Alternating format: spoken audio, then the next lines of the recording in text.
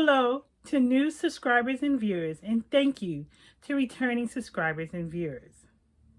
This podcast is about crocheting, having fun, and playing with yarn. In this episode 17, we celebrate the month of February with Valentine's Day and Black History Month. And in this episode, you will see various designs where no yarn is off limits when I'm crocheting. And I will show you various crochet items that I've completed, working on, and new acquisitions. Let's begin. What am I wearing? I wanted to create something for Valentine's Day, but also celebrating Black History Month at the same time. So I came up with this vest that I'm wearing now, in which I use red, black, and green acrylic yarn with tapestry crochet and single and double crochet. As you can see, I used the tapestry crochet to create the heart and incorporated green and black inside, and then surrounded it with red acrylic yarn with the sides in black acrylic yarn. And the back has black, green, and red. And then the little stripes with the red, white, green, and yellow is the cotton yarn that I used from Sugar and Cream. And this color is called Mango Madness. And I thought it just added a little hint of flavor to it when I added the cotton yarn. So this is the top here. I think it came out nice. A little crop. I didn't want it so long, so then if I wanted to wear another shirt under it, I could, and it could flare out with this showing on top.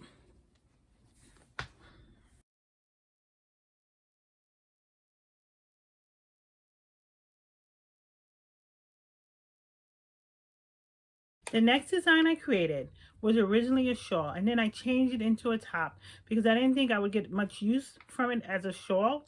So I said, let me make a top, and then I would wear it more often. The yarn that I used was from BzyPeach. I had joined her club last year, in which I had received some of her monthly subscriptions, and then I had purchased a couple of skeins of yarn so that I complete this top. So this is the one here, and this is 100% Pima Cotton. She normally dyes in Pima Cotton. And the colorway here is Belle of Georgia Peach. And then I use some greens and some shades of maroon with peach. So this is the top here that I changed. And you might recognize the design here because that was in the shawl. And I will post a picture of the shawl here so that you can see how I changed it to the top here. I made it a one-sided top because the shawl was created in a triangle with one side longer than the other.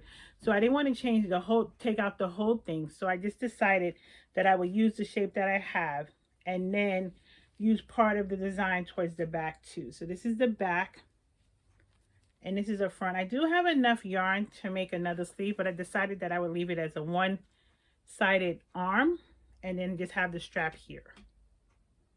And here are pictures here that I will post.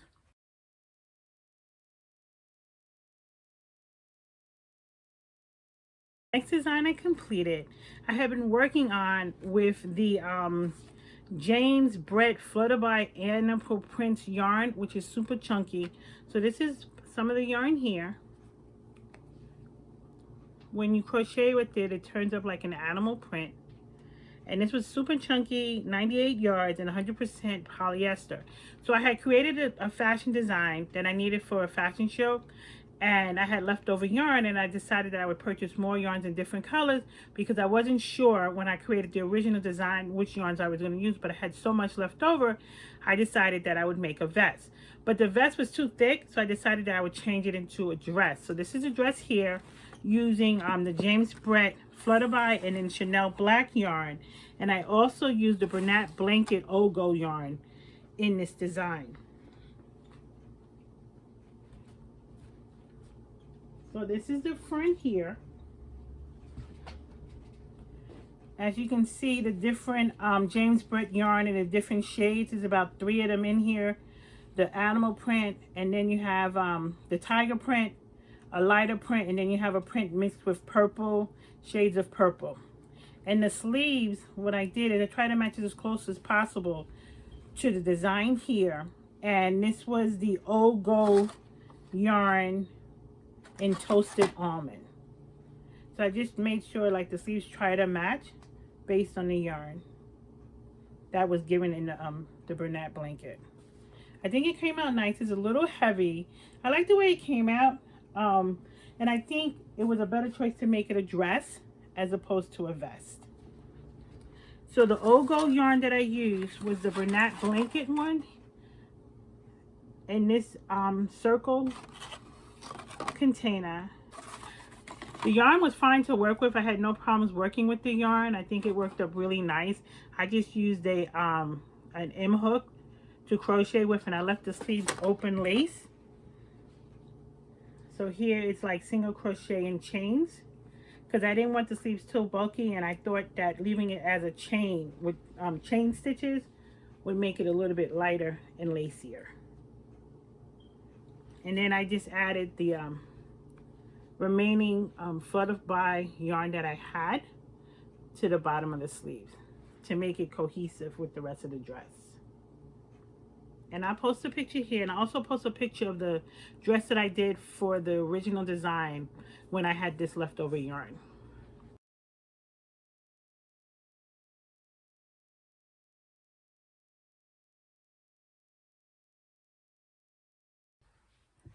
The next top that I completed was from last March, when I decided to do the woven cardigan that was listed in the Crochet Red book. So this is the cardigan here, and this is the front cover of the book, Crochet Red, to make awareness for heart disease.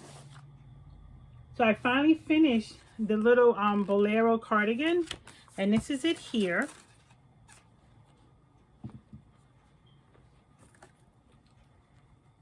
Sorry. So this is the cardigan here, where you work from the sleeve and then increase when you get to the sides for the front and the back.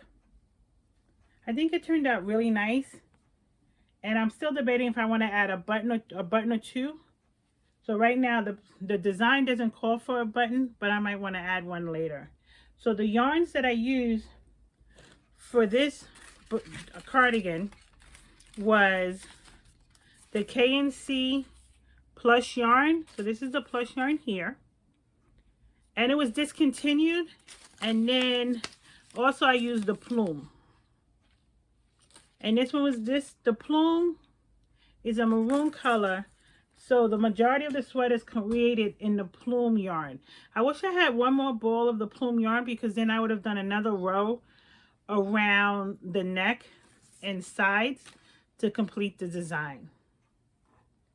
So I had to fill it in with the plush yarn. So in the back, the plush yarn is used in the back to join the two pieces, because it was too small without the plush yarn.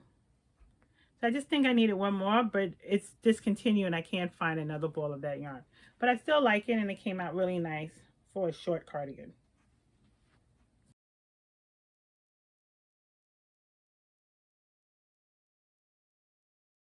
The next sweater I completed is from my Briar Rose yarns. I had purchased this yarn several years ago, and then I decided that I wanted to complete the sweater, so I went back this past October to purchase more yarns, but they didn't have the same color yarn, so I had to get something that was close to it. So the original color is the one in the back on the bottom, in which I used single crochet, double crochet, and some shell stitches. The lighter color is a different hand dye yarn that I used, thinking I had enough to complete the sweater, but I didn't. So I went back and purchased this color on the sleeves to complete it. So the sweater has 3 different types of yarn, 2 from Briar Rose and another one from an independent hand dyer. I think it came out really nice. So now I just have to decide what buttons I want to put on here and what color. So the yarn, this is the yarn here, and the shades are really nice and pretty. And it was the Briar Rose. They don't have the colors listed. This is the colorway 4th of July, and this was 100% merino with 550 yards and about 8 ounces. So you need basically like 2 of them to complete a sweater. And I thought with one and then another yarn would complete it, but it wasn't just enough. But I love working with this yarn. This is nice and soft, and I think the colors came out really nice, as you can see on the back and on the sleeve.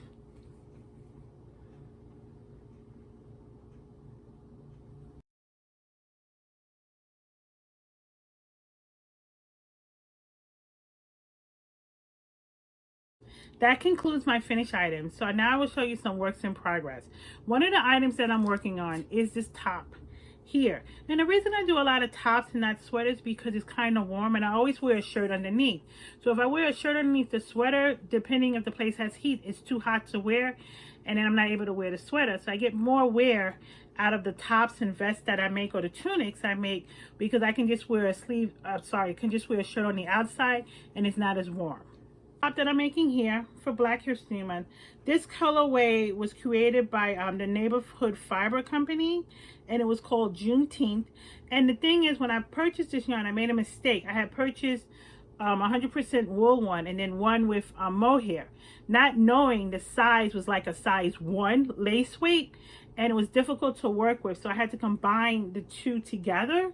So that's why I was only able to make one panel out of the two yarns. And that's a little disappointing. If I had known that, I would have purchased more yarn, so at least I could have finished both the back and the front in the same type of yarn. But I like the way the design came out. It just striped that way with the green, black, and red. So then I decided that I would add another yarn to it just to complete the top. And the yarn that I have in my stash is this Red Hot by Mrs. Babs. And this is 100% Superwash Merino wool with 560 yards. And I think it works out perfectly because it has the red and black. So I think I will outline the front and then finish the back with this to complete the top. And we'll see how it comes out and see if it looks really nice when I'm done. And the yarn from the Neighborhood Fiber Company is this one here. And it's called Juneteenth. And this is a sample of the yarn that I use where I combine the two of them together. And that was my mistake, because when I ordered the yarn, I thought I was ordering a sport weight DK weight, not knowing that I didn't click the right box when I purchased the order. So when I received the yarn, I was a little surprised. So the only way to fix that was to combine the two yarns together. So at least that the same textures would remain the same instead of using different fibers from another company to complete the two yarns together. Next design that I'm working on was for Valentine's Day, but I wasn't sure how to complete it because I didn't have all the yarns that I needed. So I needed to add different yarns and I just wasn't sure. So this is the top here. So the front is finished. I still have to add stuff to the side so it can fit. But the yarns I used in this one was the Red Heart Pound of Love, the 4-ply acrylic yarn in off-white, this multicolor red and white yarn, and that's a bulky, super bulky yarn. And then I love this yarn so much, so I had to incorporate it. So that's what gave me the idea to do the sweater.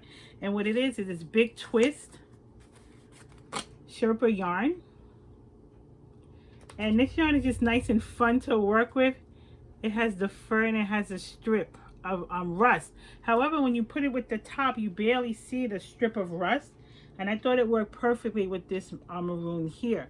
And I was trying to figure out what other yarns I could use with it. And I was thinking about this one, but this one might be too red to use with it. And this is the Sundance Sassy Spray.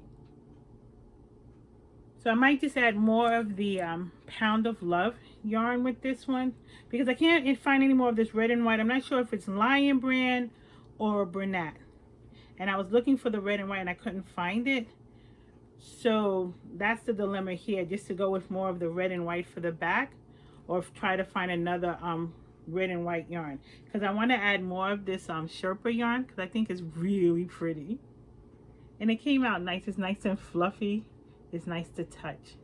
And I think it added a nice flare to the top.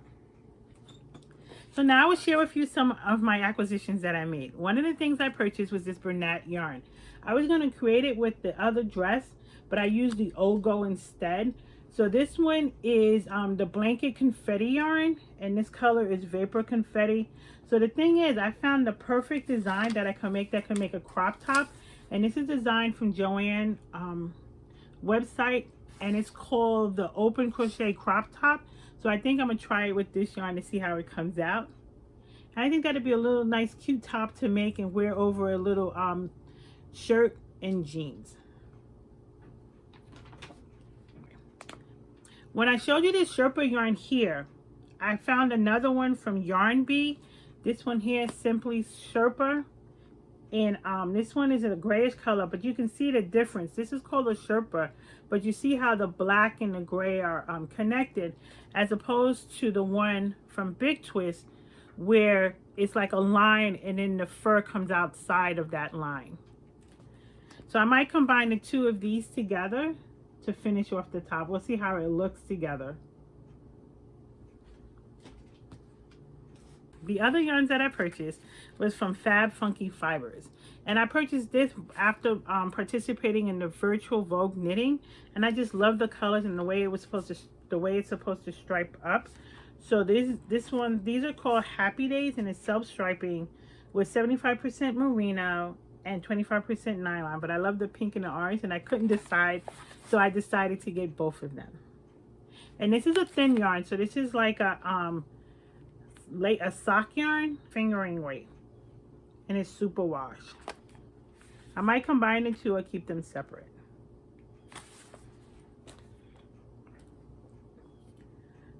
I also purchased a book from Leisure Arts called Wildlife Cable Afghans, and what I love about it, I love the cable designs that show up on the blanket. So it has a tapestry crochet that I love, and then it also has these cable squares that I'm excited to work with, because I love cable, and you always want something different in cable, and these make it different, and it looks really nice with the blankets, as you can see here on the front cover and the one in the back.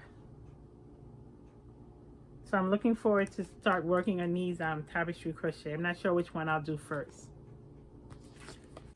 That concludes this episode. Thank you for watching.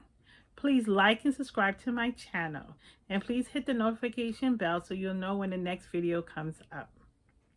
And remember, no yarn is off limits when crocheting. Have a great day.